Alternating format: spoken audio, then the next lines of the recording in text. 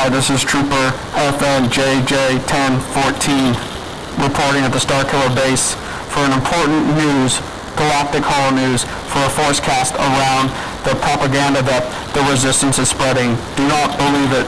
This is the truth.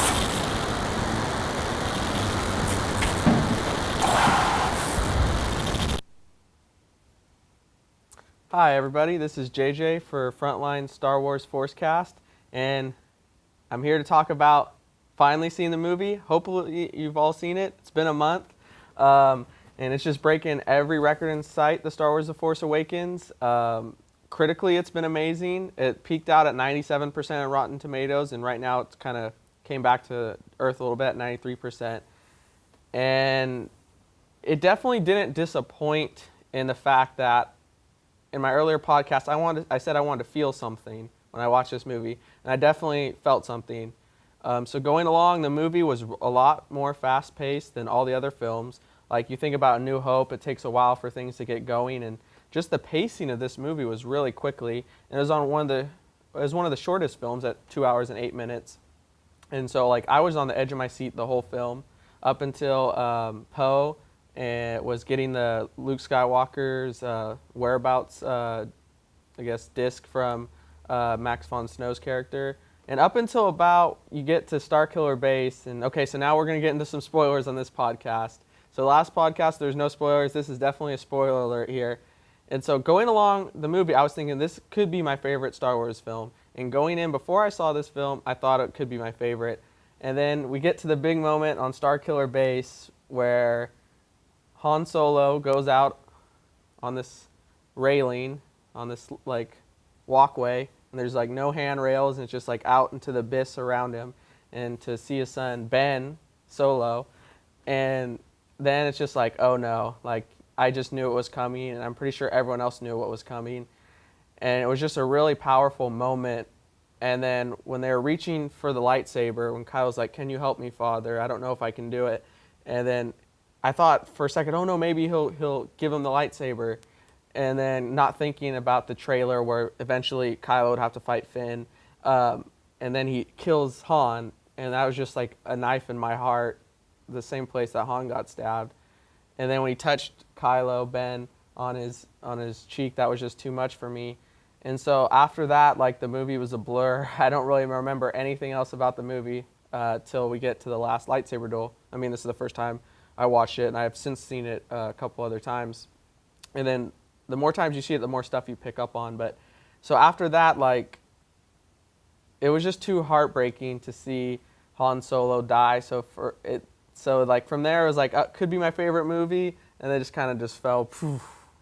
Now, having seen it a second time and a third time, it's easier to watch. It's still really painful. But it's just a lot to absorb, because now it's going to be hard to watch the original trilogy the same way, knowing Han's fate, because in Return of the Jedi, everything wrapped up so nicely. And Harrison wanted to die in that film, but George didn't.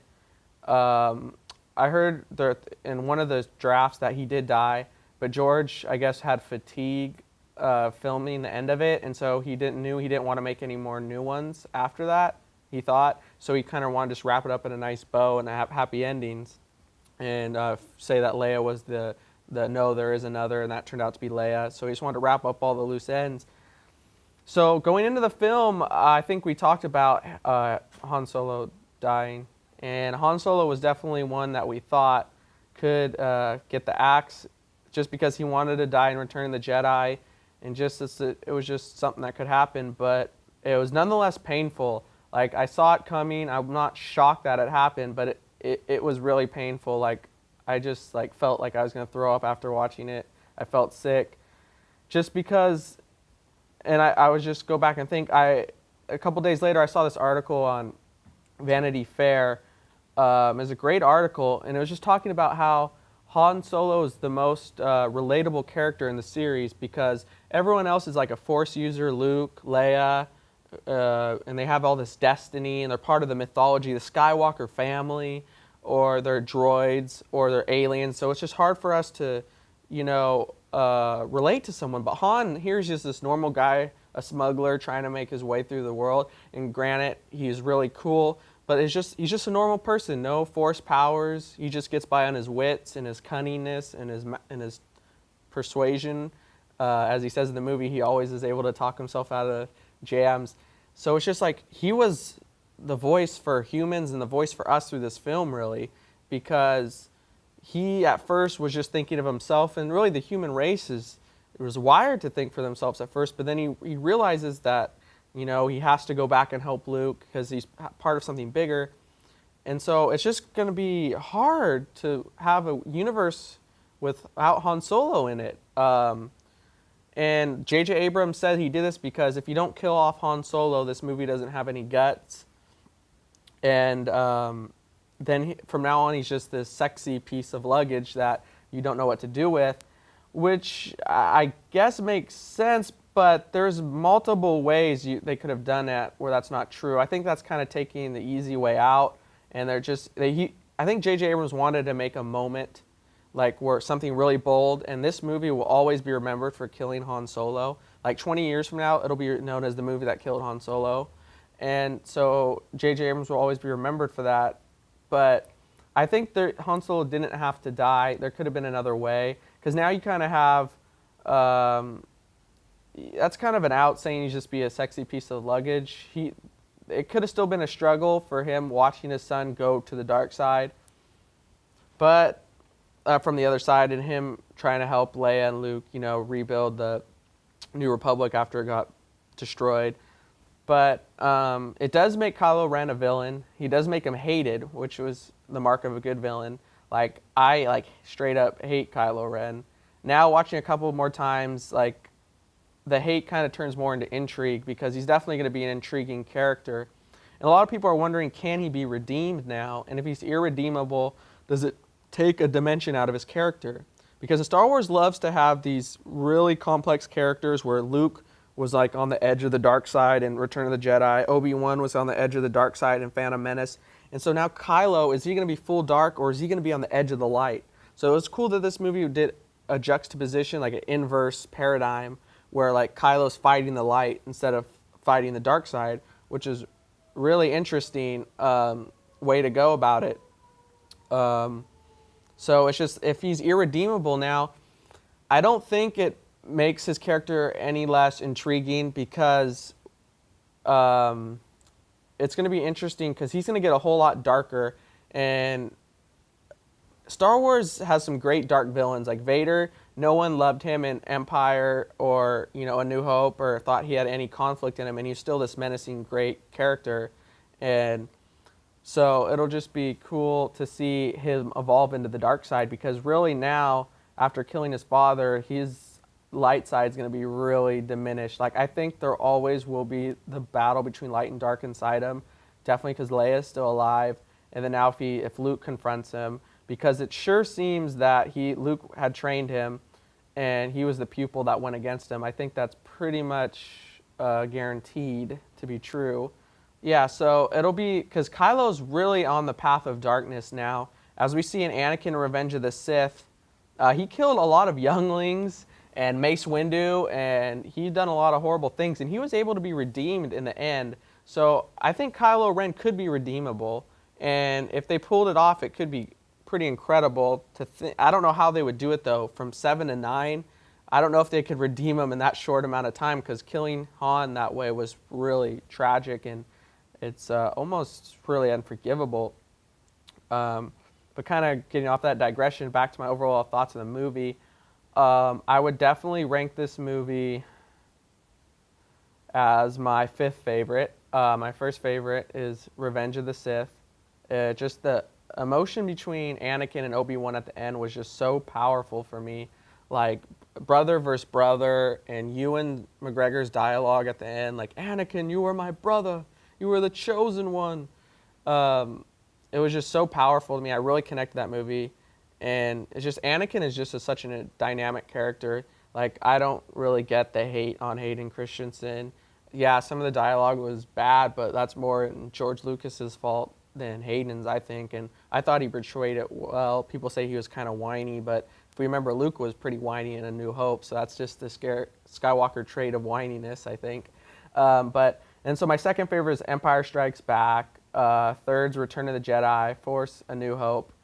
And fifth now is The Force Awakens, I think, which is way ahead of The Phantom Menace and Attack of the Clones.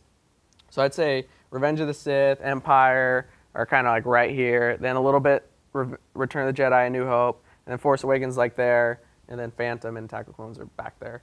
I still love them, but it's just on a different level. So I think 93% for Rotten Tomatoes is fair. So my prediction was going to be 99% going in. So I was wrong about that. And in my personal opinion, I feel like it's about 93% on Rotten Tomatoes. I think it's a 93%. So yeah, but like box office wise, it's breaking every record. I think I predicted 250 million for the opening weekend. It did 244, so I was really close.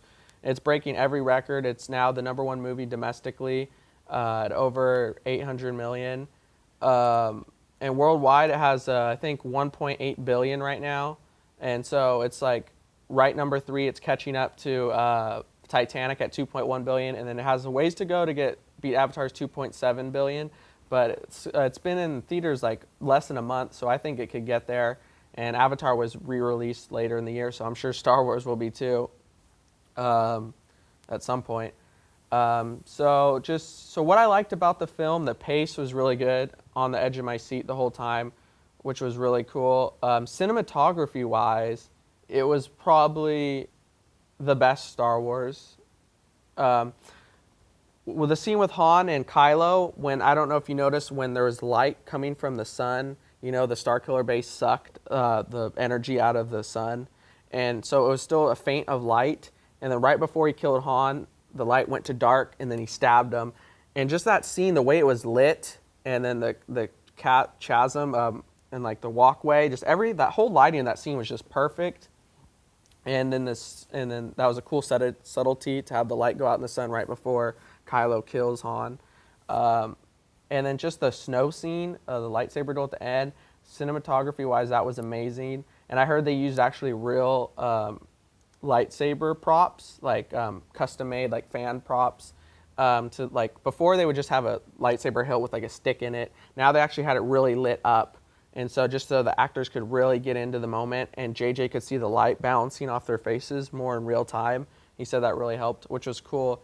And the lightsaber duel, I was hoping there'd be like a prequel-esque duel in this film, like really cool choreographed, but maybe not as choreographed and not as crazy as jumps. But it went the whole other way. It showed Kylo, I thought was going to be really a badass saber, have saber skills. But no, he seemed like he really wasn't that good with a saber, and he was just kind of thrusting, and then Rey and Finn were just blocking it. And it was real, like they were very novice in the ways of lightsaber mastery. So maybe when Snoke says we need to complete his training, hopefully they give Kylo some lightsaber lessons. But it made that scene really cool because there's a whole different way to go in the lightsaber techniques. Not as much kendo as the prequels and the original trilogy. It was more like parrying, more like fencing in a way, kind of. But it's interesting that Rey, who's like first time holding a lightsaber, was able to hold her own with Kylo. So this kind of goes into who is Rey. Definitely she's very strong with the Force because Luke's lightsaber calls out to her. And when she touches it, had a vision, and that vision was crazy. It's showing like the past, the present, and the future, and it had Obi-Wan's voice in it. They actually used Ewan McGregor, came in and filmed it, and they spliced some old Alec Guinness dialogue to make the last Rey. So that was really cool. And then they had Yoda talking in there. And to me, I think Rey has to be Luke's daughter because just his lightsaber was calling out to her, and just when she had her visions, when Kylo was interrogating her, she had these visions. He said, you see an ocean and islands. And then at the end, that's where Luke was, looking out on an ocean, and he's on an island. So she's always had this connection with Luke. And that's just, and then she's here. Look at, like, a lot of people criticize Force Awakens because it really mirrored A New Hope. Like, people are just calling it like a soft reboot. But because, like, look at Luke was on a desert planet in Tatooine, and then Rey was on this desert planet. And originally in the first draft of The Force Awakens, they were going to have, I can't remember his name. It was the guy, and the older guy in the beginning. It's like Lord Von Saka or something, who was handing Poe the disc. They were going to have her be his mentor, be Rey's mentor, and she'd show them in the beginning, like, doing stuff. Like, very much like he was going to play like the Owen Lars role for Rey, and they probably scrapped that because that would just way cross the line to A New Hope status. And then or he could have played like the Obi-Wan watching over Rey's role, which would have still been way too much like A New Hope. So even though that was an earlier draft, I think that really points to her being a Skywalker. And interviews with Kathleen Kennedy said these movies are about the Skywalker's next generation. And so we know Ben Solo has Skywalker blood in him. So I just feel like there has to be another Skywalker. There just has to be. So it makes sense, one Skywalker in the dark, one in the light. That's kind of balance for the Force, for the younger generation. I just think it makes the movie so much more deeper if Rey's a Skywalker. Because it's just weird that why after Leia's here's the one who's been looking for Luke all this time, she says in the movie, why do they have Rey go after her? And then why would they just have some random girl, Rey, go after her and go after Luke and give him his lightsaber? Maybe it's just because she's shown she's really Force powerful. I don't know. But it just seems like there has to be a connection there. Another theory that people are throwing out is she's Obi-Wan Kenobi's granddaughter. That could be, since Obi-Wan was in the Force vision a lot. But I just think that's because Obi-Wan and Yoda are just like pillars of the old Republic and the Jedi themselves. But so I think with that, they'd have to do some explaining. I still think it'd be cool because Obi-Wan Kenobi is just a really awesome character, but they'd have to be able to explain it in a way that makes sense. Another theory is that she's just a Force birth, kind of how Anakin Skywalker was born out of the Force. When Plagueis was trying to cheat death, he angered the Force in a way, or did something that caused the Force to do this big occurrence to balance it out. So maybe Snoke was doing something, and it created a Force birth for Rey. We'll see, but it just seems like she's Luke's daughter to me. Just the way at the end, the way Luke was looking at her, and just a lot of stuff that leads up to that. But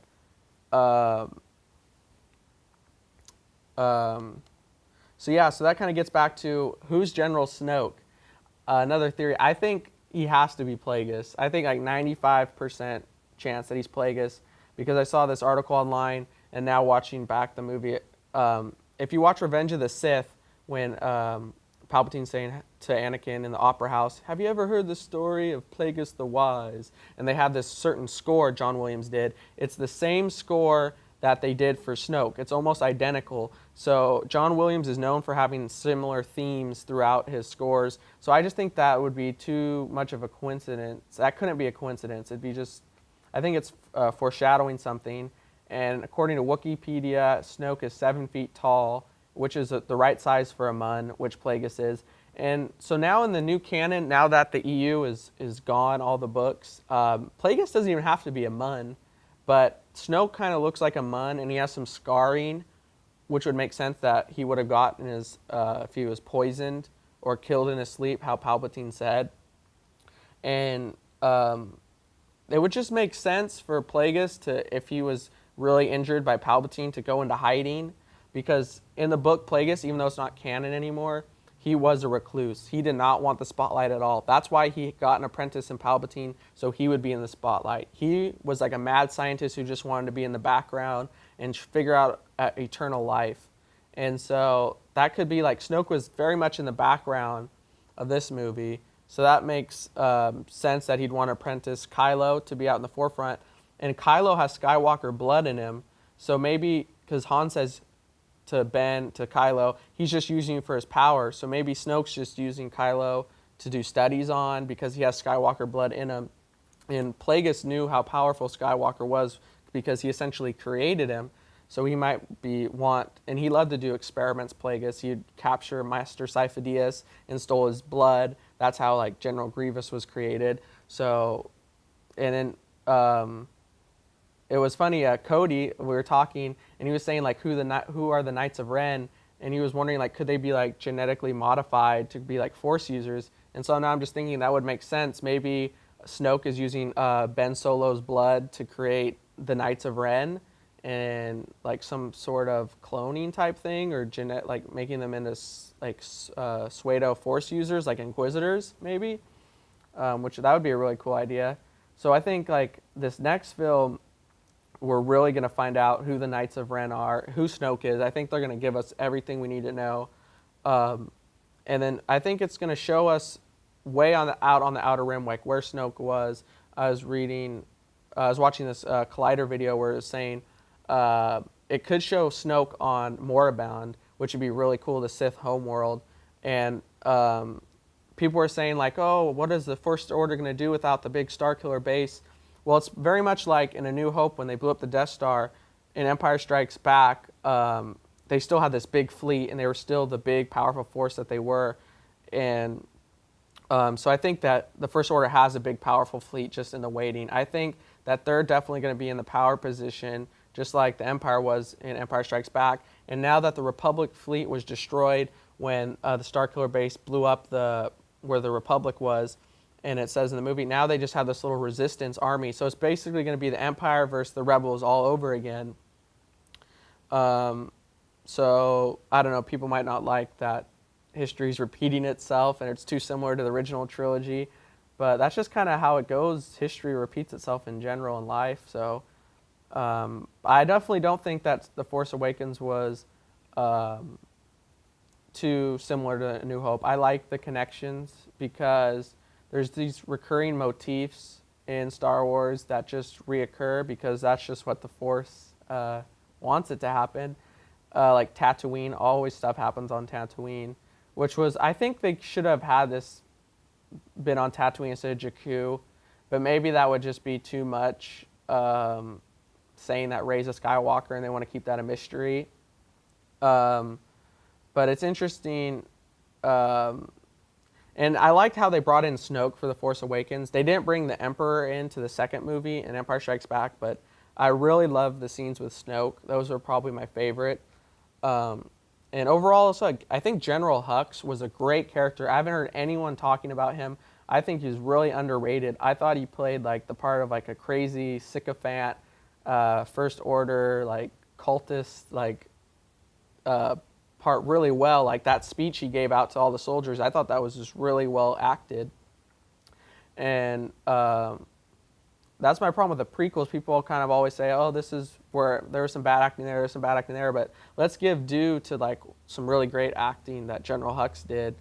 And so yeah, and then there was a lot of Poe, man, like he could be the best pilot we've ever seen. He could be better than Anakin Skywalker, and Anakin Skywalker is my favorite character, so it hurts me to even say that. But just that scene on where Maz's castle was, he took out like 6 TIE fighters in like 10 seconds, and then he shot all the troops around Han and Finn, and that was just a crazy sequence. And in the Shattered Empire, Luke Skywalker gave Poe's mother a Force tree. So maybe being around that Force tree as a child, Poe has some extra Force abilities. I don't think they have to make him a Force user, but that could explain why he's such a good pilot. So I definitely think, and it was reported that J.J. Abrams, and he said it was going to kill Poe in that first sequence when the TIE fighter crashed. I'm so glad they didn't do that. That would have really hurt the movie because Poe is an integral character, and I think he's going to be one of the main pillars across these next 3 films because they need a cunning warrior out in the trenches to be a pilot, because Luke, I think, they're not going to show him as a pilot. He's going to play more the Obi-Wan role and really guide Rey.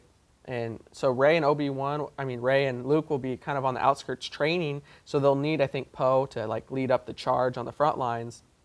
And what I'm really wondering is they have to show Luke do a really sick lightsaber duel in this next movie, right? Like, I think I'll be so disappointed if it just is him mentoring Rey and he doesn't actually fight. I think there has to be a reckoning between Luke and his old apprentice Kylo, a la Obi-Wan versus Darth Vader on the Death Star in A New Hope. But I think there has to be a meeting, and I think then they will have a really choreographed, like, prequel type duel. And I know this movie was kind of like really trying to be anti-prequel. Like the first line was, "This will begin to set things right," which was many people view as a slap in the face to the prequels. But I hope they're not afraid to draw from the prequels. And some of the lightsaber battles in the prequels were just amazing. So I hope they're not afraid to go to that choreographed style. Because Luke is a master and should be like close to his prime, I think. And hopefully he's able to do this. Like, be powerful enough to have a cool lightsaber battle like this. I mean, he's never had the training that, you know, that Jedis of the Old Order did. So we'll see. And it'll just be interesting to see. Maybe we'll see an Obi-Wan Force Ghost in this movie.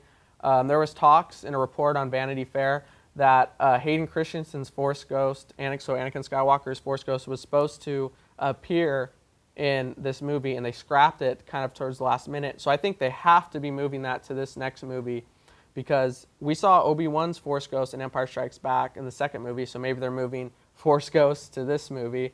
And I think that'd be really cool. Just the concept art looked amazing, and I think it'd be really cool to help. Like, there was a theory that maybe Luke would be seeing Hayden Christensen's light side Force Ghost, and Kylo would be seeing Anakin's dark side Force Ghost, which would be a cool juxtaposition.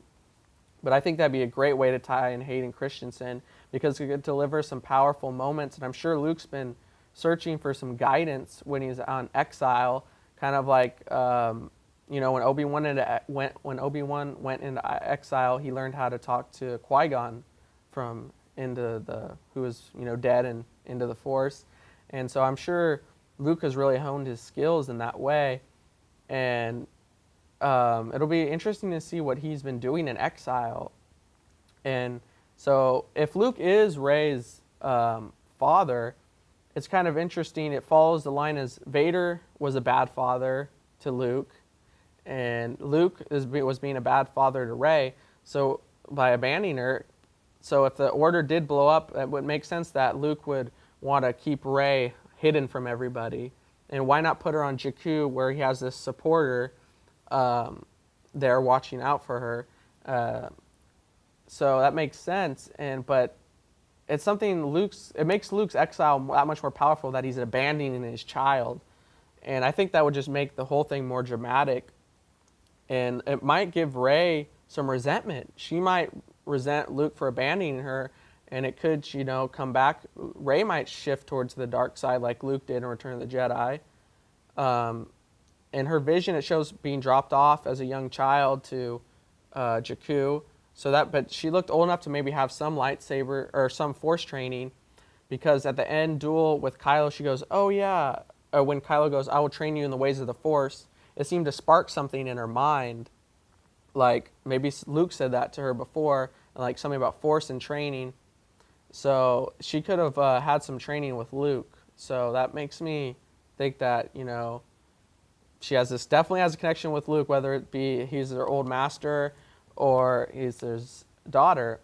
Another thing, Kylo could have dropped her off on Jakku, maybe. Maybe he didn't have the heart to kill her when she was that young, a cousin, because he seemed to like know her, like that girl, and like he seemed to have a strong reaction to her. And it's very interesting. Kylo's definitely jealous of Rey, because if she is Luke's daughter, she's purebred Skywalker.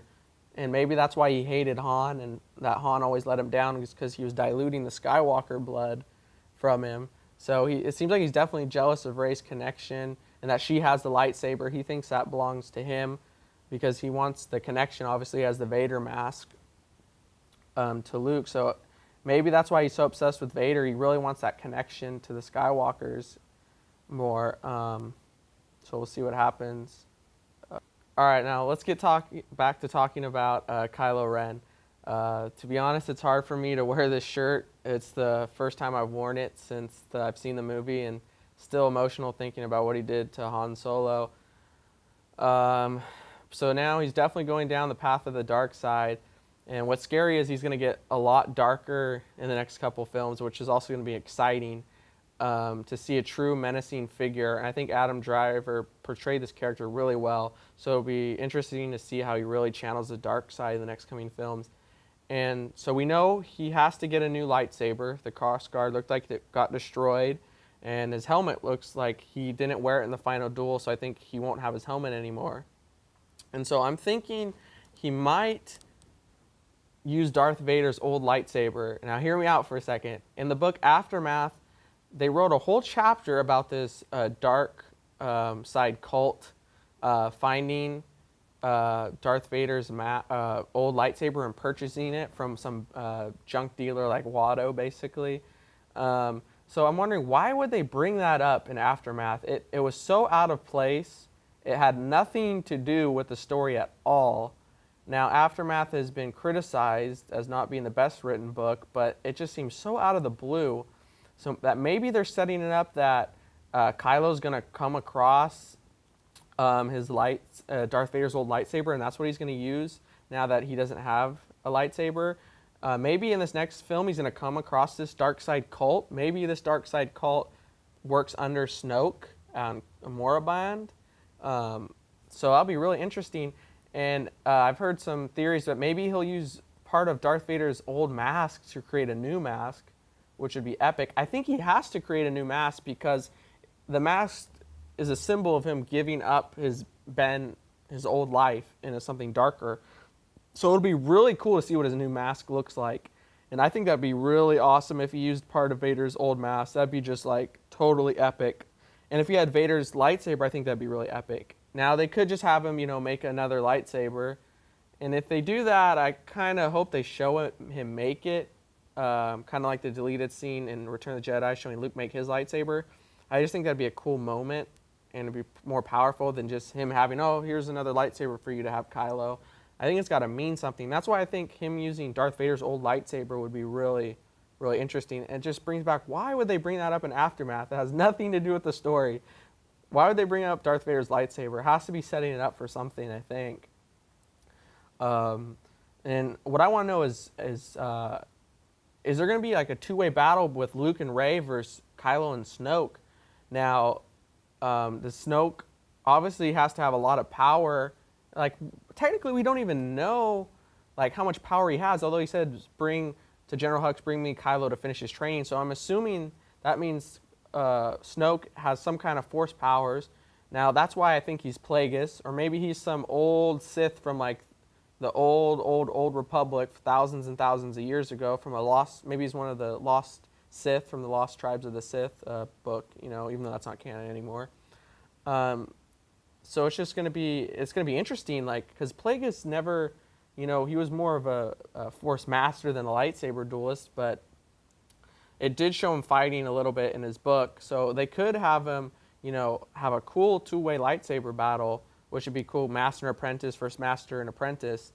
And I think that'd be really cool if it took place on Moraband, because we always, see like, we've never been to a place that powerful in the Star Wars films. We've been to Coruscant, Naboo, Hoth. This would be a place entrenched in Force energy. And to my knowledge, I don't think they've ever been to a planet. Maybe Yavin had some Force energy, but nothing like Moraband would. And it would just be electric to see Rey and Luke trying to fight off the dark side demons that reside in that planet. And it could give Snoke and Kylo the advantage. So I think like the battling could take place on the outer rim, kind of like with Hoth, was just kind of a battle like on the outer side of the world. Or will they come back to the core, Coruscant? Well, I hope they show them building the Republic again, since it just got destroyed by Starkiller Base on Coruscant. And now people hated the politics in Phantom Menace, but I think they have to show them rebuilding the New Republic. Maybe it's too soon. Maybe with like the war going on with the First Order, they can't. So they set that off to the 9th movie.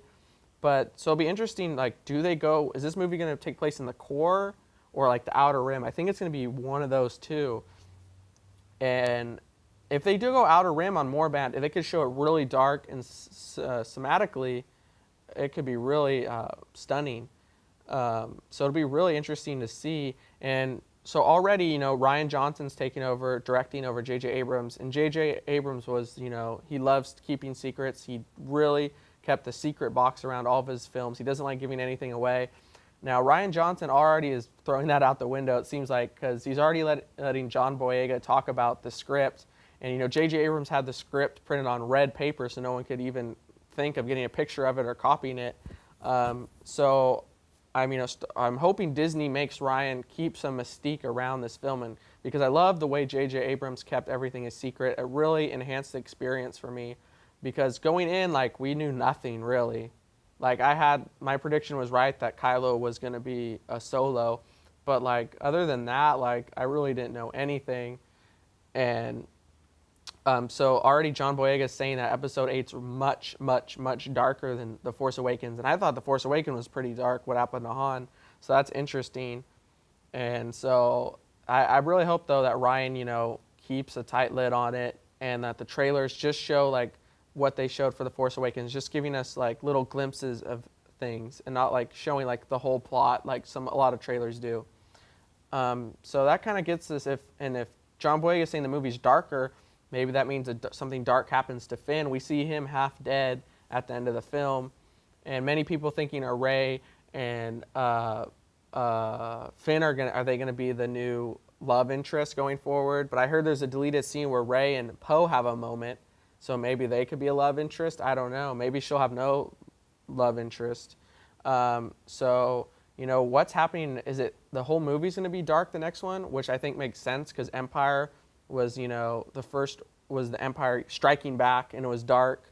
And so I think the First Order is probably going to win this round in Episode 8. Maybe not, though, with Luke back on the scene. Maybe it'll be heavy battles, but it'll be kind of mixed, and we don't know who has the upper hand. Because if they show the First Order having this huge fleet, maybe they need the Resistance to kind of maybe it'll be the Resistance striking back. They kind of flip it again. Like, this movie really flipped the light and the dark side.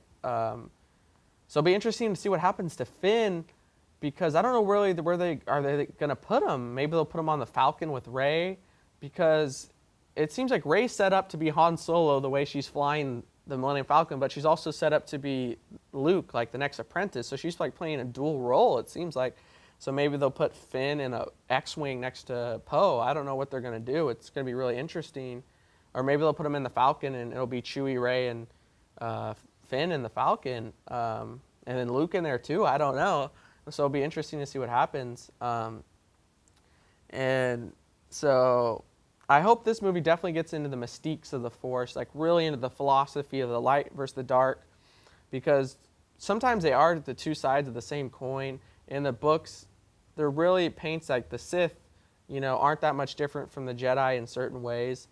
And it'll be really just interesting if Luke is more like the Jedi, like Mace, Yoda, or is he his own thing now? Because very much so, like in the books that aren't canon anymore, he wanted to create his own traditions, and he seems like he wants to step away from the dogmatic view of the Jedi. Like, you have to wear brown, you have to have the, you know, certain, like, you can't have attachment of love. So if Rey is his daughter, that means he's kind of breaking free and doing his own thing, which I think is better. I don't want to see him like trying to go back to the old Jedi way of thinking, because we saw in the prequels how flawed that was. Like, they blinded themselves from the biggest Sith power ever right in front of them.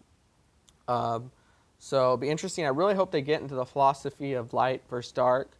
And if it takes place on Moribond at all, then that means they're going to have some Sith holocrons and relics probably, which would be really cool. And definitely Episode 8, I hope it starts off with Luke and Rey on that island right in the exact same moment. I don't know, skip ahead 3 years, please don't skip ahead 3 years. I want to show that conversation, and I want us to know everything instantly about Rey. But I have a feeling they'll probably drag it on. But if Luke's training her, he's got to be straight with her, I think. Or he pulls an Obi-Wan where he gives half truths, like, oh yes, Darth Vader killed your father, that was true from a certain point of view. So I hope it takes place right on that island. It'll be interesting to see, and then it'll be cool. I'm glad that they're having it in May. I mean, The Force Awakens owned December, so I can understand them why they'd want Episode 8 in December, because there's no competition. They just steamrolled everybody, and they're breaking records.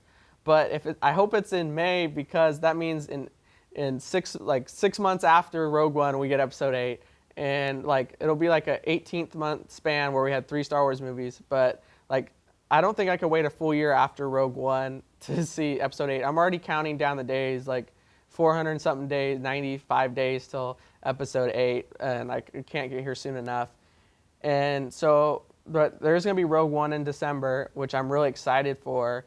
It'll be interesting to see how they make this feel like Star Wars, but they can't make it feel like a saga film, because like they said there's going to be no Jedis, and they said it's going to be like a war movie, so maybe it'll be like a Black Hawk Down or like some kind of other war movie, but just like with a Star Wars skin. But they also have to make it feel like we're in the Star Wars universe, but they have to differentiate it from the saga, I think, somewhat.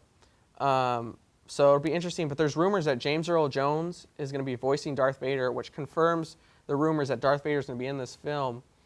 So like that makes sense that, well, like there's been rumors that Hayden Christensen would be in the Darth Vader suit. So while he's, filming Rogue One as Darth Vader, might as well have him be a Force Ghost in Episode 8 while he's at Pinewood Studios in London. I mean, that would just work out perfectly, right? But back to that, like Darth Vader in Rogue One, I hope they show him at his peak power, like just destroying soldiers like with ease, just going ham and just like really force choking people, and just a menacing figure that all the rebel troops are afraid of. Because in A New Hope, it really gives him this reputation of just being super powerful, and everyone's really afraid of him. So I hope it shows some cool sequences where he's just demolishing like squadrons of rebels, and maybe some piloting skills too. I think they have to do that to help grow.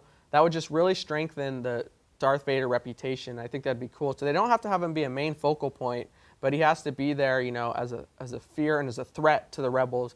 So that'd make the rebels stealing the plans that much more, nerve-wracking. So this movie is going to be about the rebels who stole the plans for the first Death Star. So it'll be interesting to see how this movie goes, the first anthology movie. And I'm hoping it's really successful to help set up the other anthology movies. And also this week we heard about their short list, who's going to play the young Han Solo. And to be honest, I love Star Wars. I'm glad they're making new movies, like one movie a year for the next, at least the next like 4 years, but probably the next 50 years. But I can't see anyone else playing Han Solo. And so right now I wish they wouldn't even make that movie. I can't see anyone else besides Harrison Ford playing that movie. And speaking of Harrison Ford, the Oscar nominees came out yesterday. And how could Harrison Ford not be nominated for Best Supporting Actor?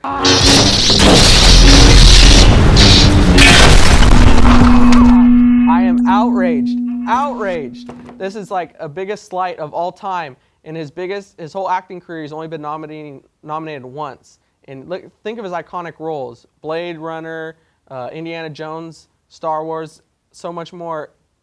And look at that moment when he's touching Ben on his cheek. That whole movie, without Harrison Ford, The Force Awakens would have been terrible. He carried that movie. So as a supporting actor, he was like a lead actor. He carried that whole movie. And just think how hard that was. 30 years have passed from Return of the Jedi to The Force Awakens in their universe and in our universe, and he stepped in that role without missing a beat. I thought, like, people were saying, how is he going to do it being old? How is this going to look weird? He felt just like Han Solo. It felt like he never left the cockpit of the Millennium Falcon. To me, I never thought once that this didn't seem right. He just looked, and sounded like Han Solo, and kept his same persona and vibe throughout the whole thing. His grunts, his like back talking with Chewie, his like that never tell me the odds attitude, and his shooting the bowcaster and his DL-44. And it's just, think about how hard that was. 30 years have passed and he has to get in to that Han Solo character, and he did it perfectly. Like, his acting was just on a whole nother level. It's just like he made the movie, just like his timing, his looks, everything, his dramaticness, his humorness. It was just a perfect amalgamation of his acting skills. And I think that's robbery that he was not nominated. And then I'm more mad about that than Star Wars not being nominated for Best Picture, which is also a travesty. How could it not be nominated? I don't care about winning. How do you not nominate it? It's made $1.8 billion at the box office. Take all the other nominations for Best Picture and add them up, it's $1.3 billion. And it just shows the disconnect between the Oscar and the Academy and the people. It should be about what people think is best, and it seems like the biggest slight. Like, you just like have these certain movies that are Oscar bait that automatically make it in. And it's just a joke. Like, Star Wars is now. Look how like it's immersed into everyone's culture. Everywhere you look at Star Wars, and this movie was a box office success and a critically success, and just makes no sense that it wouldn't be for Best Picture. Yeah, Mad Max is deserving. I haven't seen The Revenant yet, but I'm sure that's deserving. But just add The Force Awakens in there. I think maybe the Academy's mad that J.J. Abrams was so secretive and he refused to screen it to them early. So I think they're just maybe snubbing him and punishing him for that. And maybe Harrison Ford doesn't, cozy up to the right people in the Academy, and he doesn't, try to like cheat the system or like suck up to people. He just doesn't care about that because he's just too much of a class act. So maybe that's why. But it's a crime. They weren't even nominated for Best Cinematography. And then the way that movie was shot was amazing. Yeah, they were nominated for Best Score, even though this wasn't John Williams' best work, I don't think. It was so amazing. And they got some nomination for editing and visual effects. But I think it's just a slap in the face that this wasn't nominated for Best Picture. And then how Harrison Ford's not nominated for Best Supporting Actor, I have no idea. Sylvester Stallone was nominated. In Creed, he was amazing, don't get me wrong. So that shows that the Academy doesn't, give a slight to nostalgia and sequels, reboots, or whatever. So I don't understand why Harrison Ford was slighted. It makes no sense because without Harrison Ford, this film would have no direction. He had to carry the whole film. So, I'm probably going to boycott the Oscars this year. It just makes no sense. And, I hope maybe in the People's Choice Awards or something that Harrison can get an award. It's just a travesty, really. It's just a travesty. And it should be nominated for Best Screenplay, too. I don't know how they could, the biggest movie of the year they don't have in. It's just a real travesty. So hopefully things change maybe in episode 8. If I heard Rian Johnson's going to let people, he'll probably screen it early because he's not secretive as J.J. Abrams. But still, it's a shame. And, Harrison Ford's illustrious career had only been nominated once is a shame. It's really a shame. So it's just really terrible. But I'm excited for Rogue One in episode 8. So, we'll see what happens. Definitely exciting stuff on that front to learn more about Rogue One. I'm ready for a trailer. There's rumors that a trailer's dropping in Civil War. And it's about time. I think they need to really, start dropping trailers and educating people that Rogue One is going to be different from the saga. Because I've talked to some lay people, like people who like Star Wars but not entrenched like me and other super ultra passionate fans. That they don't really know that Rogue One's not part of the Skywalker saga film. No, they need to start marketing like how it's an offshoot and an anthology film. And so, yeah, I'm ready for a trailer for that because I just hope the trailer is really cool, but it ends with a Lambada shuttle and opening and Darth Vader walking out into a swamp, and it just shows his feet and you hear Darth Vader's breathing at the end of the trailer. I think that'd be so sick. So yeah, I'm ready for a trailer for Rogue One. And then episode 8 right around the corner. I'm really hoping they have the next Star Wars Celebration in 2017 before episode 8. That'd be really cool to maybe drop some tidbits at another trailer like they dropped the second teaser trailer at Celebration Anaheim. That'd be really cool. So yeah, Star Wars is really in an exciting time. J.J. Abrams has set The Force Awakens up perfectly for the next 2 set of films. So while The Force Awakens wasn't my favorite film, he set it up for 8 and 9 could be amazing because killing Han Solo does raise the stakes. Just like Hunger Games is killed off main characters, a lot of other popular movie franchises now are killing off main characters like Game of Thrones. It really raised the stakes for 8 and 9. Anyone could die. Rey, Luke, Leia, Finn, Poe, anyone except for BB-88. I think he'll be, a gem forever. How amazing was he in the movie when he did the little thumbs up? That was crazy. Went wild for that. But it's really raising the stakes. So while I went in thinking The Force Awakens would be my favorite film, and it's not, it set it up for 8 and 9 to just really be amazing. And J.J. Abrams is going to stay on and produce the next 2 films, and all 3 have worked together. So JJ knows who Rey's parents are, Colin does, and Ryan does. So there's going to hopefully be that continuity through the 3 films. Because if there's not continuity, and if it's each director just trying to show off their style, it will feel too rigid. And I hope it has that nice flow, which I think it will. I have trust Kathleen Kennedy and Lucasfilm Story Group to get that done. And I loved Looper, Ryan Johnson's Looper movie in 2012.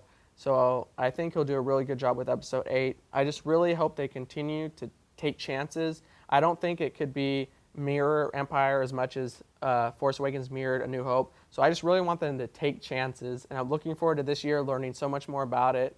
And I'm usually an anti-spoiler guy, but that cliffhanger ending with Luke and Rey might turn me into a spoiler guy looking every day to try to find spoilers for episode 8 because I'm just so amped up and ready to go for it. So I'm just really pumped. So, in 2016, I'll definitely be doing a lot more regular Force casts and really getting into Star Wars and maybe breaking into other movies as well. And I'm just, 2016 is going to be really exciting. And I'm just like on cloud 9 that we get more Star Wars. And I think The Force Awakens did its job. It's going to be memorable. It'll always be remembered, even if we have like 50 Star Wars movies. So that's a check. It set up the new characters. Love Rey, love Poe, love Finn, and Luke is mysterious. It kept the shroud of mystery, and it really raised the stakes, and Snoke's mysterious. So I think 8 is going to be amazing, and I just, am just ready to see that crawl again. Just like The Force Awakens crawl was probably my favorite crawl out of every Star Wars film. So I hope that crawl is just amazing, episode 8, and then we're, boom, right into the action. Like the premiere night of The Force Awakens, like I wasn't even able to absorb like half the movie. It's just like I was just sensory overload.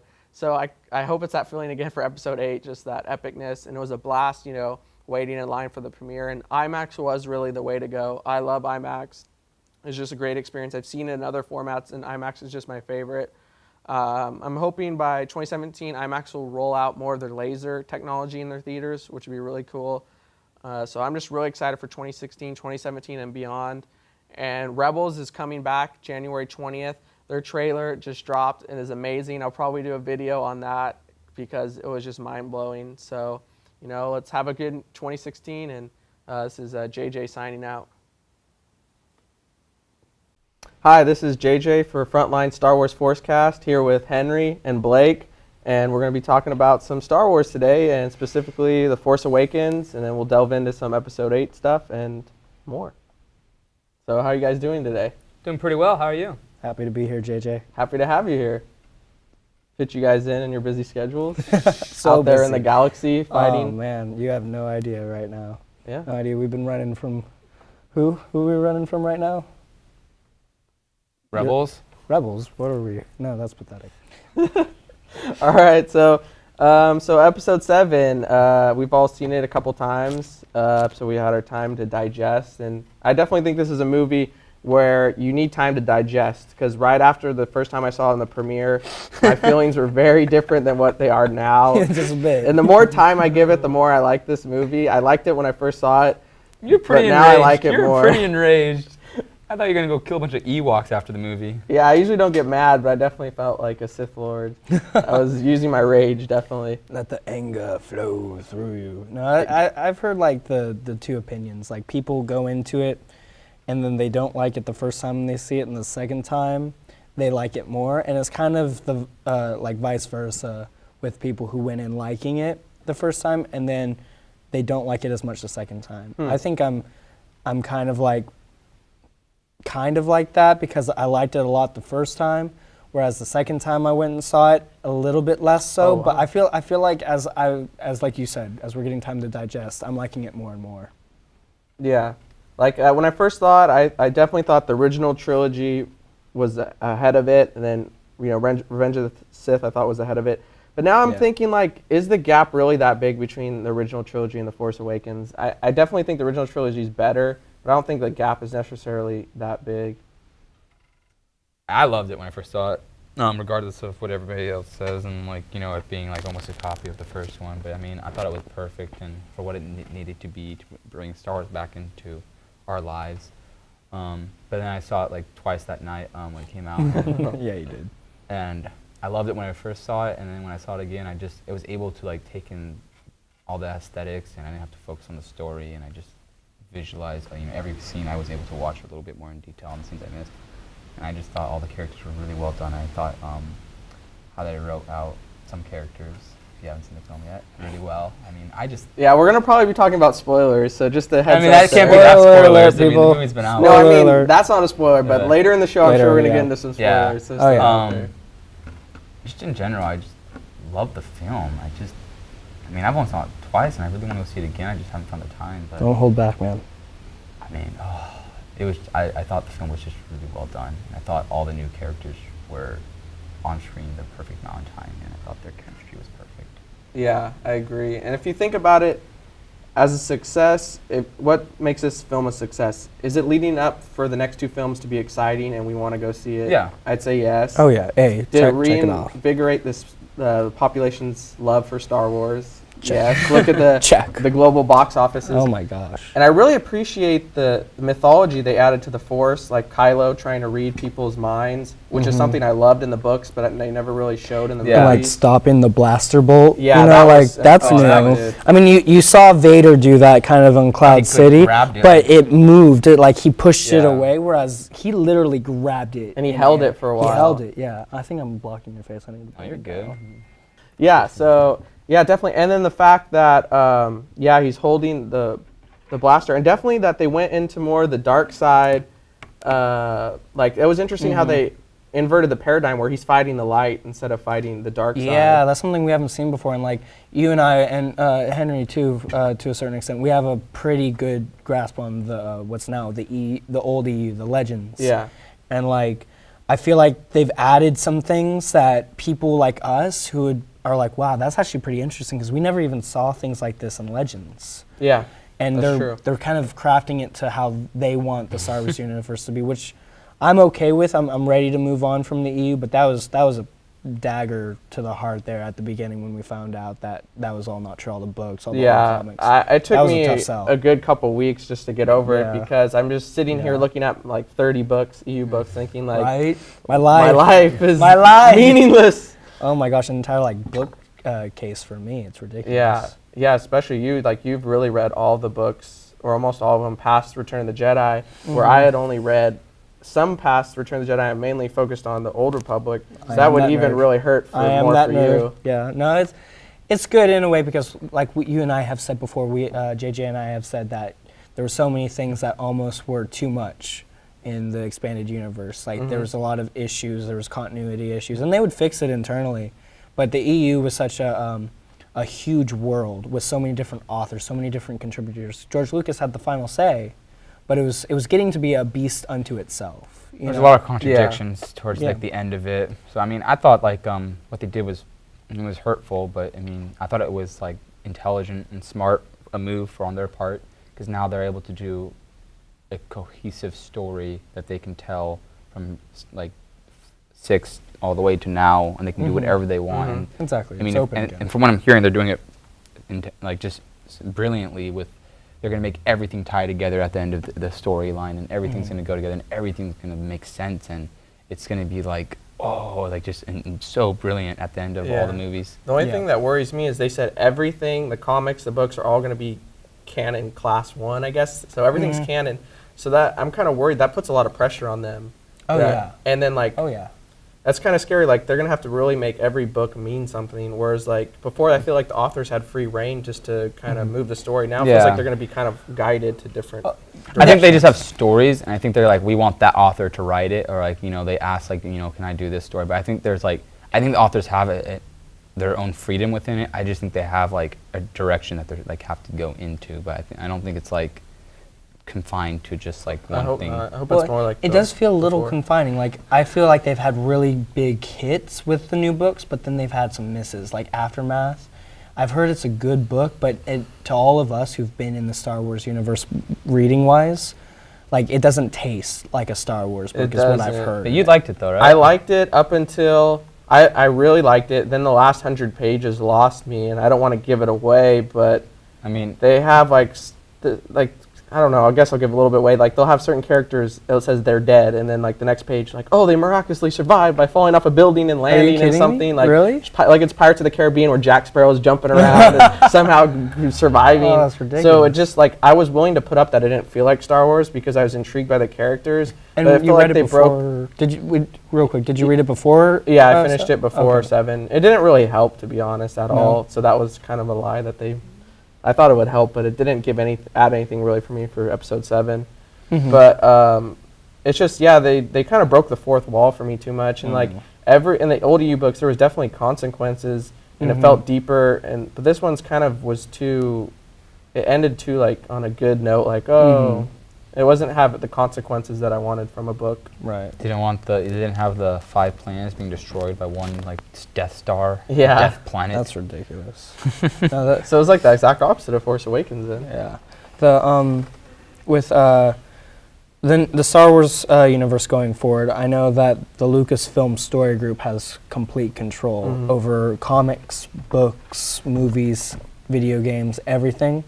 And so, like what Henry said, I agree with. Like, they're gonna like come up with the story, and then they're gonna bring someone in that they feel can tell the story well. But they're already gonna force feed them the story that they want told. Yeah. Whereas back in the day, a guy like Timothy Zahn would come up with an idea, go present it to George Lucas. George Lucas almost like, I feel like 90% of the time he gave a thumbs up to like everything. Like, George was so nice about it, but he would say like, I want this to happen. But he wouldn't like give you the story. Timothy Zahn, so many other great authors. Drew Karpyshyn. James Luceno. Oh, he's my favorite. He's great. So many people did so much the expanded universe. And so, yeah, like, I think we could dive right in to a couple little things that you wanted to talk Okay, about. yeah, so, all right, let's start off with the big thing is that we still don't know who is Rey. Is she a Skywalker? Yes. Yes. Is she a Kenobi? No. No. Is she a Force birth like Anakin? No. Is God, something please no. All right, or is she nobody? let's lay out the theories like real quick. I feel like we need to do that. There's like 3 big theories right now, I think. Let's start off with Kenobi, because I feel like Henry's got strong emotions towards that one way or another. No, I really don't. I just think she's Luke Skywalker's daughter. I don't have anything at all. I just think she's a Skywalker. That's it. Let's move on. Yeah, like, I feel like it would mean so much more if she's a Skywalker, because look at the first 6 films were about Anakin Skywalker, and they were then about, we bring in his son Luke, and then now to bring in the granddaughter Rey. Yeah. I think they have to. I mean, like, I think it would more continuity. if you're saying here she's a Kenobi, you're saying she's Obi-Wan Kenobi's daughter then? What about granddaughter? Yeah, the people were saying granddaughter. If you think but she's her granddaughter, then it's like, it just kind of makes me feel like, it kind of makes me think of Obi-Wan as a dick. Like, he left his family then to stay on. Well, we don't know. Like, I think the whole story... She's on a different desert planet. But the whole story would be that Well, he wouldn't have what known he the daughter did then. on Yeah, Tatooine. he wouldn't have known the daughter. He wouldn't have known. Yeah, she would have been... He probably had no idea if this Well, is no, the she case. wouldn't be alive by that. He'd be dead before she was even alive. Yeah, he would, like, that's the thing. Yeah, but I don't know. that's It the just- thing. I think it would take too much explaining to make her Kenobi. It would make more. It would make the film Kenobi. I mean, give it more power to that's have a film. definitely true. Because right now, what do you think they're going to talk about in this Kenobi film? That you think it's just going to be like? That's what I'm wondering. Is it really just going to be him watching Luke the whole in time? between, like. 'Cause Well, there's like, we keep going back to the expanded universe. There are so many stories of Obi-Wan going and helping like Jedi who are that's barely true. Yeah, well, making it in the universe. That's true. I could see Obi-Wan showing up with Kanan and Ezra. they're going to do that in Rebels, though. Yeah, That's what I'm saying. He'll be in yeah. Rebels eventually. You know, I he think has to come so. into Rebels. Because they're bringing Leia in right now. Yeah, and then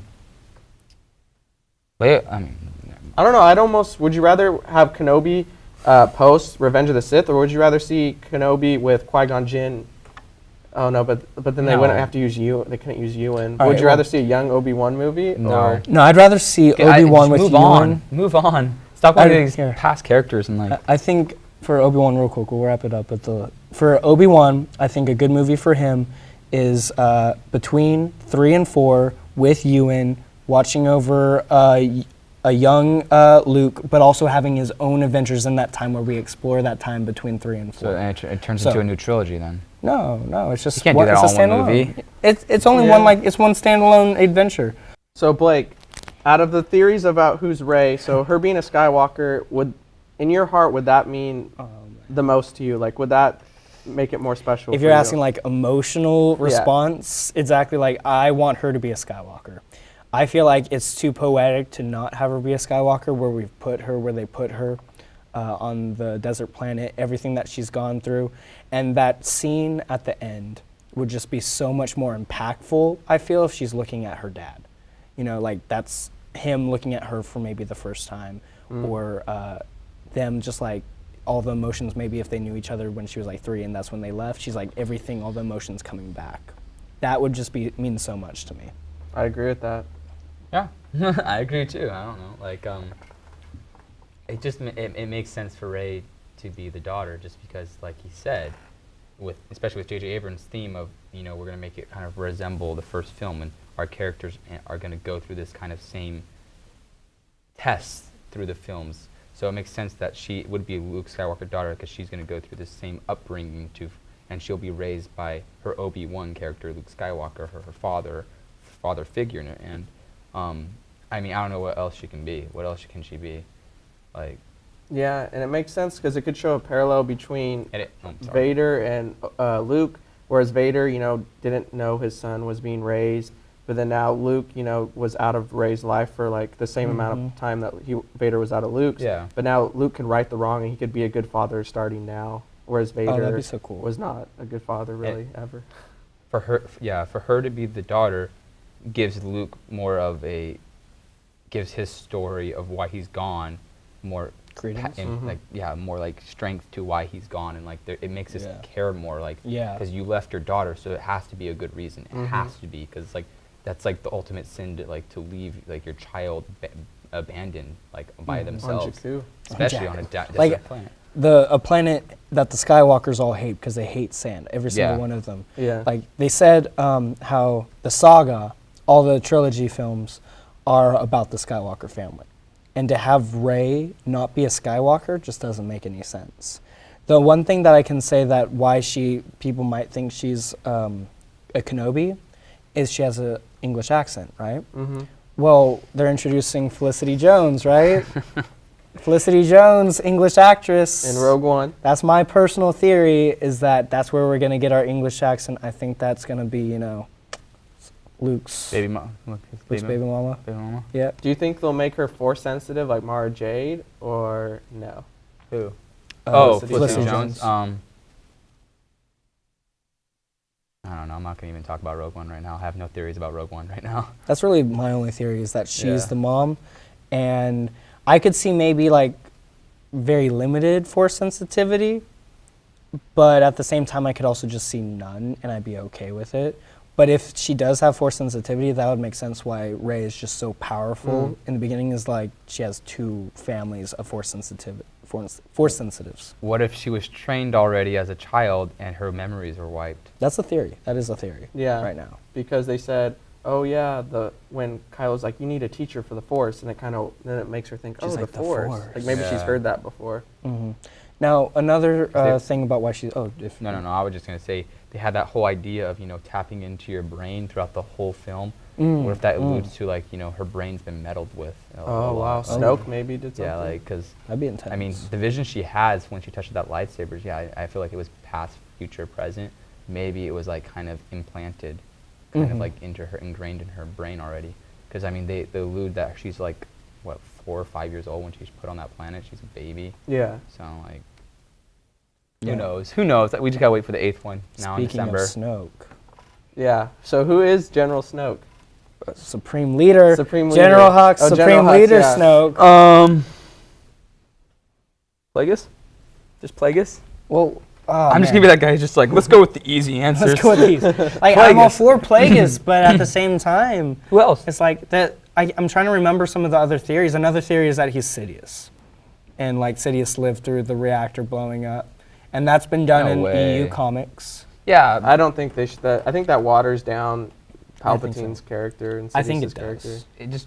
it waters down that whole ending scene. I think you just need to get away from that, because like that whole 6th movie where Luke throws away his lightsaber and, you know, he becomes a true Jedi to overcome the dark side.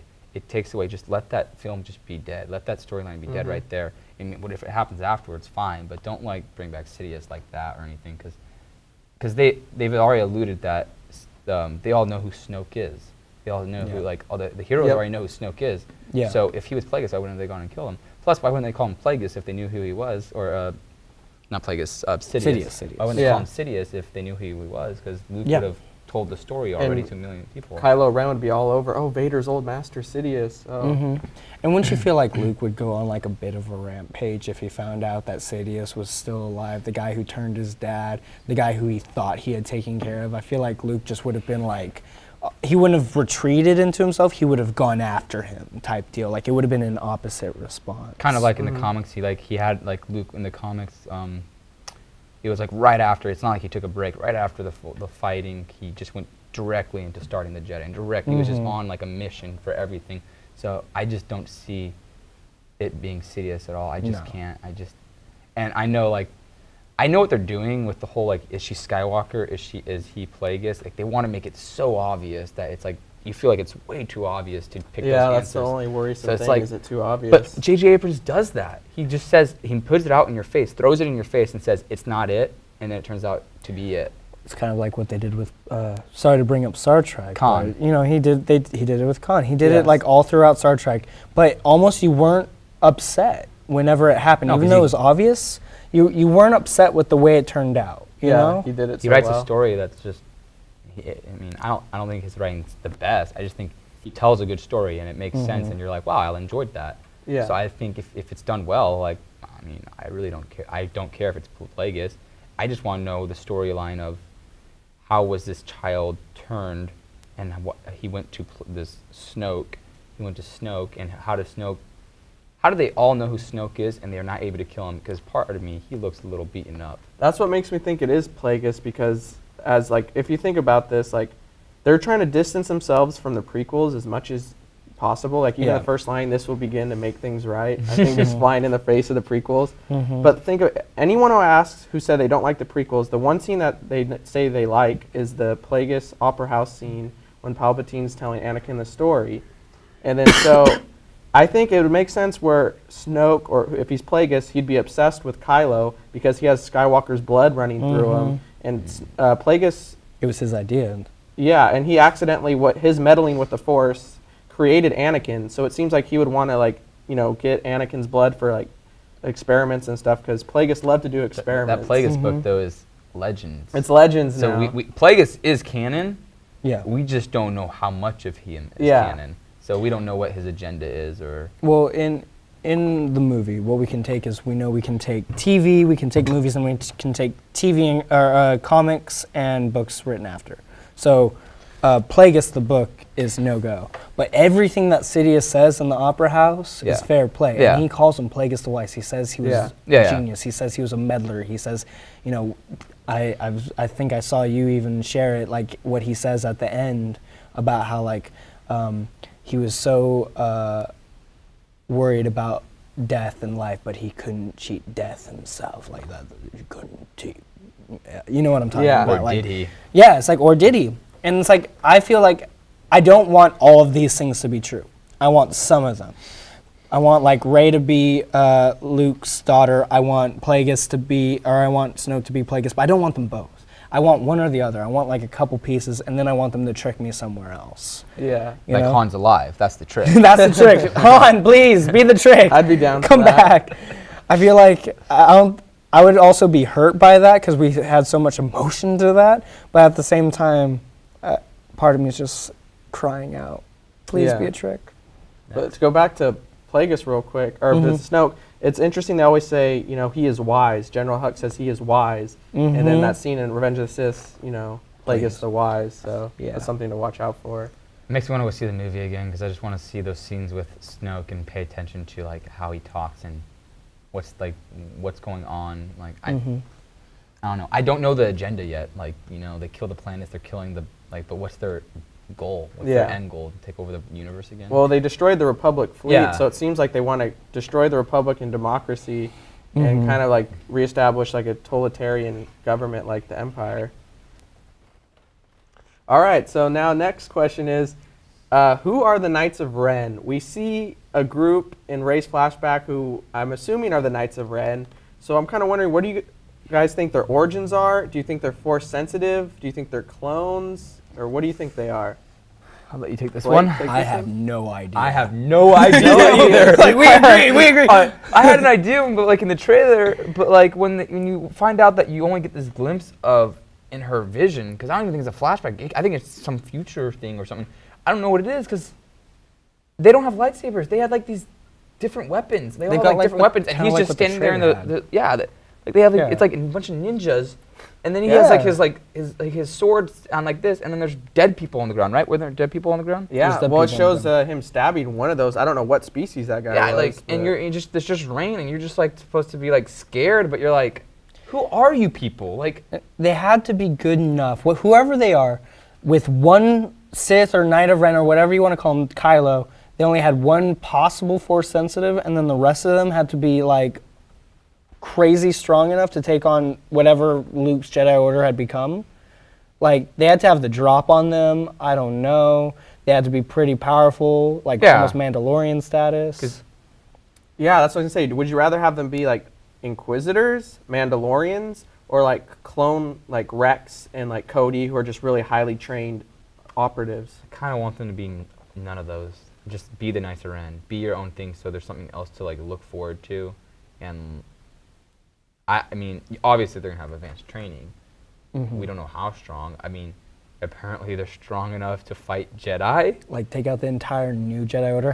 Maybe How there was weak like they 5 are. of them, maybe there was 8 of them. I don't know. Yeah. Yeah. Ben Solo was one of them. You know, how much at one Knights of point Ren in are time. there? It looked like there was like 8, No, I including mean, like, Kylo. you see that, but But like, we don't is know. it like, Oh, yeah. is it there like a fraternity house? Like, we just have like past like fathers and stuff, and Because it's definitely, from what I've read, there was the Knights of Ren before Kylo Ren. So he picked up that mantle. That's what I've took it as. Maybe that's not true. Definitely possible. The one thing that I'm starting to think as we go on is, like, we're introduced now, is it's not stated in the movies, but it's stated in the books, the Jedi Church. You know, we've got the Jedi Church people who are not Force sensitive, but they believe in the Force like the Jedi. What if it's kind of the same thing, only they're opposite? It's like these guys believe in the dark side. They're not Force sensitive, but they could be like, you know, commandos. Yeah. That's my one thing. I don't think the Jedi have like a whole section though just for fighting. They're probably just like more knowledgeable and librarians more of anything. Well, no, like there's a Jedi Church has been introduced. Yeah. Yeah. I'm not saying that. Oh, okay. I don't think it's like the Knights of Ren where they go off and fight with the Jedi. I think it's more of like we're here just gathering knowledge and Supporting them. yeah. Spreading their I mean, why would you teachings. need a? Well, that would be the same thing with them. Like, these are the commandos of the Knights of Ren, and then there's the support staff of the Knights of Ren. I don't know. Like, honestly, I don't know anything anymore. yeah. Maybe Ryan Johnson doesn't even know yet. To answer your Script question, rewrite. like, this is probably the biggest topic that we have no idea. This is No. one of the things I'm most excited about learning. I feel Yeah. stupid just for not having an answer because I'm just like I really don't know. Because you usually have good theories about things, but even you're stumped. I'm just because I thought the way the trailer was very misleading because everything they showed in that first trailer was her vision. So you're like, oh, you think you're going to get a little bit of this, you think you're going to go to this planet, you think you're going to have this, how is this going to be incorporated? And you realize that's all you get of the Knights of Ren. Because they even mentioned the Knights of Ren, like Snoke has a conversation with him about the Knights of Ren. Like, it's just it's a brief conversation. But you're like, oh, okay, cool, you're going to get something. You get nothing in this movie. This movie gave you way too many questions rather than answers. That's true. I have way more yeah. questions Way now more. than before. No, I didn't think that was more. possible. And and to be fair, like my that's not even a big question for me, the Knights of Ren. So that's why I never thought about it, and that's probably why I don't have a really strong opinion about it because there's so many other things I want answered, and I have nothing for the Knights of Ren. I don't. Yeah. Well, moving on to episode 8 now. It's going to be interesting because J.J. Abrams was definitely really secretive, and he kept, the mystery box. But already Ryan Johnson is not keeping his tight a leash because John Boyega's already given out like he said the script is darker, and his character, he said, is a lot more physical. He has to hit the gym really hard, he says. Empire. Okay. And he Empire. says, Empire. He says it's Empire-esque and it's really dark. Of course, So it's gonna follow that whole like we're gonna like allude to every past 4, 5, and 6 theme. I hope they drop that. Like, I hope they could allude to it a little bit in this next one, but I hope they drop it.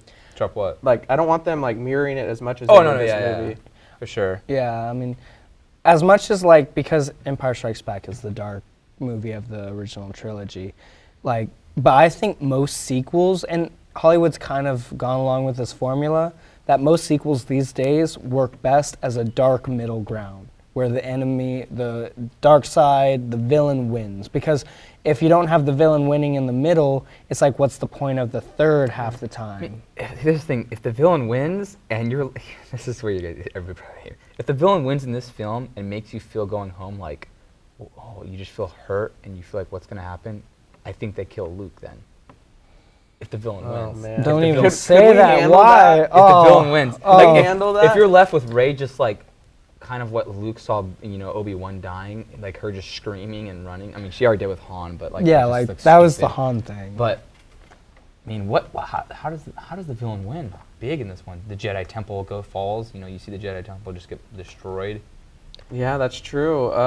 Because they're already lost all the Republic fleet, so now they're down to just Yeah. the Resistance. So how could they win? There's 2 versus 2. It's just 2 versus 2 right now. If we assume that. And they're not For the going to kill Jedi. Rey.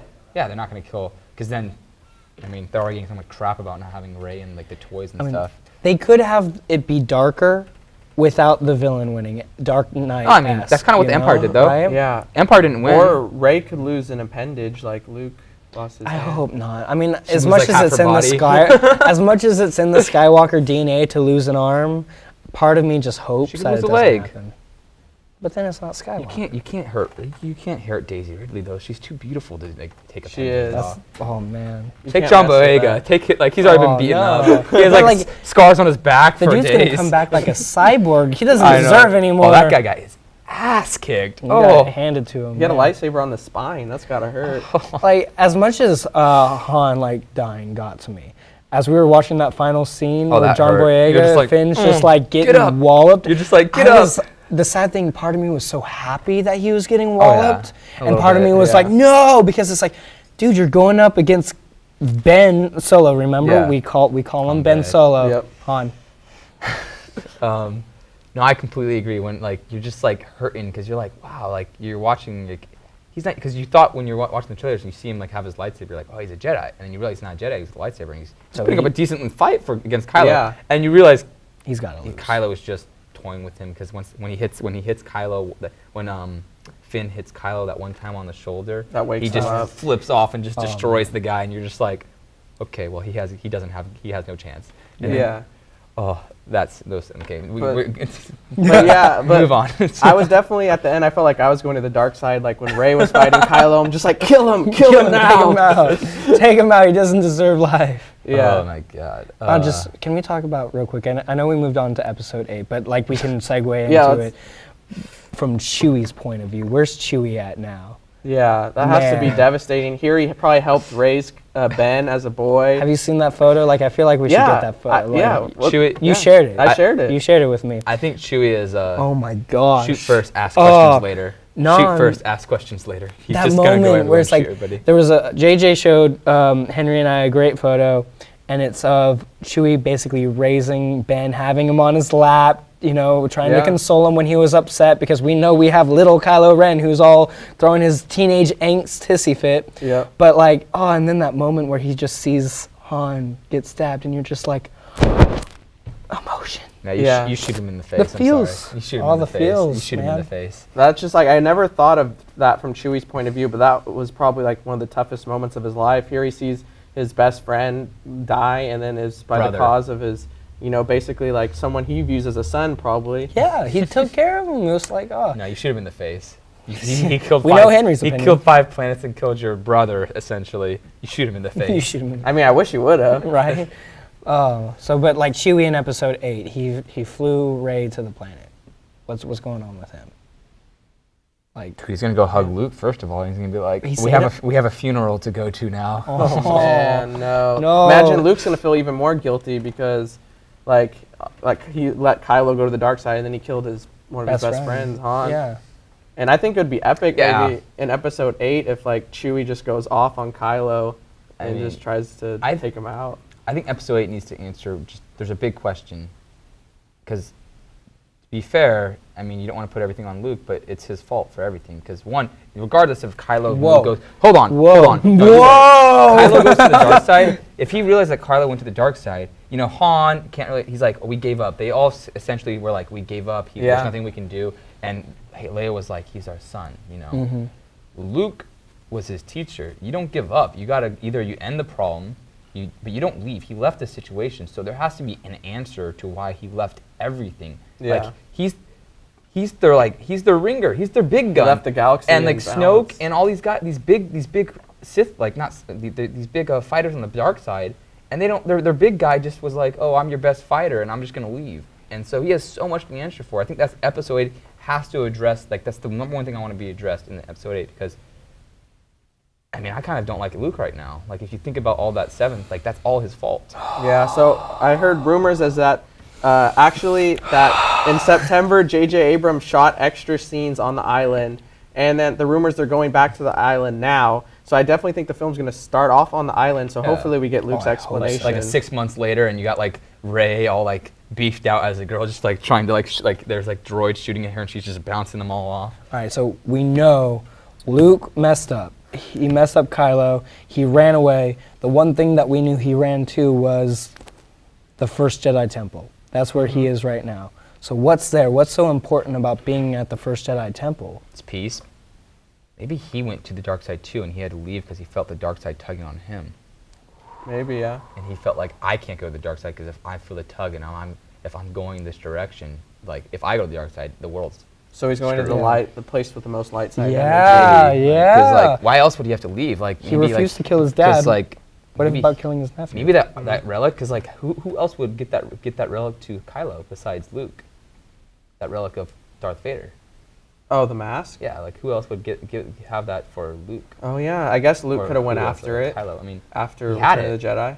he had it. Like it was in that that fire, like it was melting. But I mean, there has to be an answer because I don't know. Maybe I don't know. I can't. There's just too many theories that are going on in my head right now. I'm thinking about. I don't know. Like because they know Snoke. So at one point, Snoke and Luke had a fight. Probably, you would assume or something. I would assume, yeah. Flashback. Could go flashback. Flashback. And Like we see a little flashback of little Kylo looking Luke, at the helmet. Luke gets defeated in their first duel, and then Kylo witnesses this, and he's like, "You got defeated, Luke? I thought you were the best." Yeah. It's like, Pulls because a Yoda. Luke was still training. Obviously, he wasn't full strength. Yeah, we don't know how much power Luke has. All really. that canon's gone because we don't know how much. In the canon, you realize how in the old canon, Luke was amazingly powerful, but now it's like we don't know where his level is right now. So That's true. They had to come up with a god in the expanded universe for him to face off against, That's true, yeah.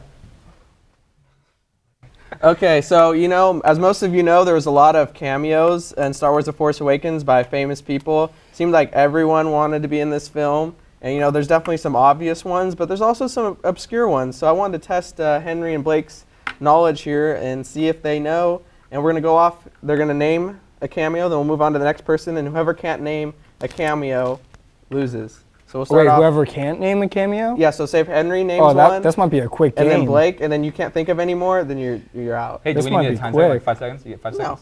No. Within reason. Okay. I'll be the judge of that. And Okay. the jury and the executioner. Do you want us to rock paper scissors to see who goes first, or are we just? I like that. Rock, paper, scissors. Real quick. Only one game. Not best out of 3. None of that nonsense. Okay. All right, let's go. Rock, paper, scissors. Rock, paper, scissors. Oh! Blake goes first. Do you want Wham! first or second? I'll go first, man. Is Okay. this the kickoff rule? Like who go take second? All right. Blake, name your cameo. So wait, just any of them? Yeah.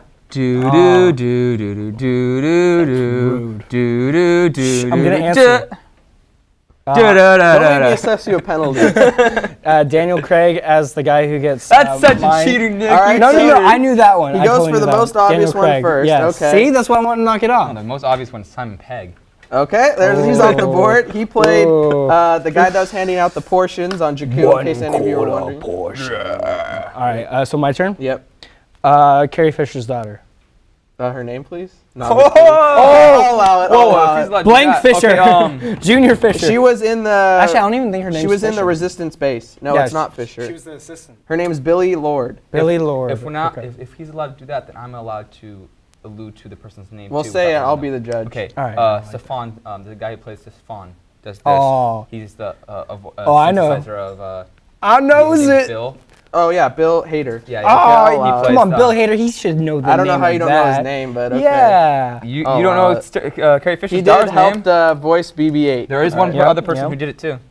That's great. Do you know who it is? No. I don't either. I just know what he looks like and what he was in. Wait, Your are you, turn. wait, Bill Hader, like who Yeah. else voiced BB-8 or what? There was There's two people that did it. Oh, Just, okay. Wasn't it the operator? One of the operators? No. No? It was another actor. Okay. He was a comedian. Your turn. Another cameo. Doesn't have to be a famous person per se. Oh, could it be Akbar? No. No, so it just has to be a It person. has to be a cameo. Cameo like wasn't a big part of the film. Come on, man. I'd say Akbar was. Well, no, because Akbar was part of it. So this is Yeah, like so a cameo. it has to be like a person from. Yeah. Oh man, see, I told you I didn't know that, man. So you just had. I got the easy ones. You I had knew one Daniel and that Craig was and it? Sue That was Fisher. it? Can I go? I knew Fisher's daughter. No. Hey. Give me a second. Come on, one of these are real obvious. Oh, see, like, ask me real Star Wars trivia, like the behind the scenes You want me stuff. to help you normally I out do. here, Blake? No. No. I pass. Pass. I pass. So then you lose the game. No, because like if he comes back later. Okay. All right, well, let's let the Han Solo fight scene where they came in. J.J. Abrams got the actors Yeah, from that's there. true. I don't know their names. They don't even say their names when I read about it. They just said a bunch of. Kanja Club, right? Kanja. Yeah. Oh yeah, Kanja Club. They came in and fought. A couple of other ones. I know who did the music for the cantina scene. That's cool. So Not do John I. Williams. No, so do I told you. Well, I knew it before you. Blake, you're gonna be real mad at one of these. Oh, I know I am. Was Daniel Radcliffe one of them? Nope. Okay. He visited the set though. Yes. Oh. Some of them aren't like. Can I?